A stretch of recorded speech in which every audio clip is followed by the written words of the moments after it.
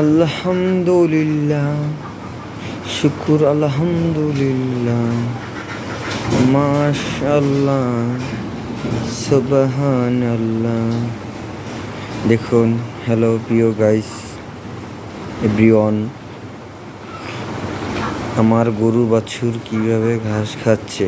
সকালবেলা গরু বাছুরকে গোসল করানোর পরে ঘাস দিয়েছি নিচে, কারণ বড় বড় ঘাস ড্রামে দিলে যখন নাকি মুখে ধরে টান দেয়, ঘাস ছিঁড়ে বিড়ে ছিন্ন বিচ্ছিন্ন হয়ে যায়।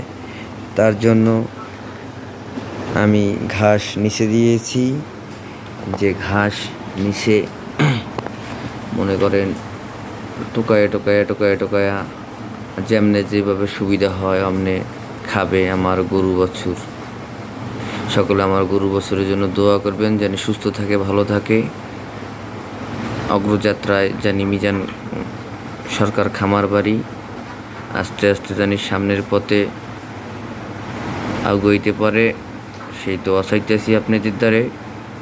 আপনারা আমার ভালোবাসার মানুষ, মন খুলে দোয়া করবেন, প্রাণ খুলে। বর্তমান আমার ব্যবসার পাশাপাশি আমি 2টা গরু বাছুর এখন পালবো। সামনে আমার ওই বড় গরুটা আবার হিট আসলে ওইটাকে আমি বীজ দেব। এই বর্তমানে 2টা নিয়েই পরিকল্পনা, কারণ 2টা আমার বাছুরকে বেছে দিলাম, একটা ষাঁড় বাছুর, একটা বকনা বাছুর। আপনারা তো দেখলেন, আপনাদের ভিডিও আমি দেখাইছি।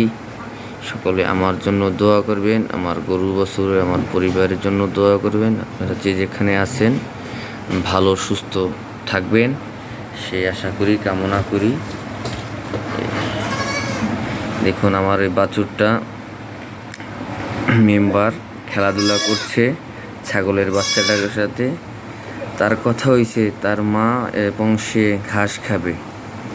হ্যাঁ, সে ছাগল, তাকে এক্সট্রাভাবে ঘাস দেওয়া হয়েছে, কারণ সে আসবে কেন এখানে। মাশাল্লাহ মাশাল্লাহ, দেখুন ছাগলকে খেদাই দিয়েছে, খেদাই দিয়ে এখন সে খুশি, অনেক খুশি হয়েছে। এখন সে ঘাস আর তার মা ঘাস খাইতে পারবে, সেই চিন্তা ভাবনা করে সে খুশি হয়েছে।